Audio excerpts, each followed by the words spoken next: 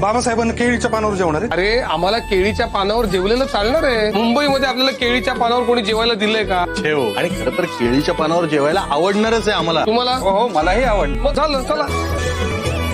जेवण उत्कृष्ट झालेलं आहे. अशी डाळ मी कधीच खाल्लेली नाही. बाबासाहेब, हे असं जेवण जर का रोज मिळणार असेल ना तर इथं कायमचं स्थायिक व्हायला काही हरकत नाहीये. मुंबईपेक्षा इथल्या भाताला फार वेगळीच चव आहे बाबा. मला असं वाटतं कोकणातल्या भाताला भयंकर घमघमाट असतो. आमची परिस्थिती चांगली असती ना, चांगला नारळी भात करून खायला घातला असता. मला गोड चालत नाही, मला डायबिटीज आहे. काय आहे? डाय डाय काय चेष्टा करतोस वे माझी? बाबासाहेबांना तिथल्या अन्न पदार्थांची इत्तमभूत माहिती आहे. माणसाची मन सुद्धा काय सांभाळताय. झालं? अभिमान वाटला तुमचा. हो, माणसात माणूस होऊन तुम्ही मिसळता, हे कसं शक्य होतं तुम्हाला? त्याचं मला आश्चर्य वाटतंय. आपल्या पोटाला जेवढं अन्न लागतं त्यासाठी हा सगळा विश्वाचा पसार आहे. आणि एवढं अन्न सुद्धा आपल्या या सखाला, या शेतकऱ्यांना मिळून येण्यासाठी त्यांनी इतकं मोताद व्हावं. मुलांना त्रास देणाऱ्या या कृतीचा मी मुळासकट नायनाट करतो का नाही ते बघा.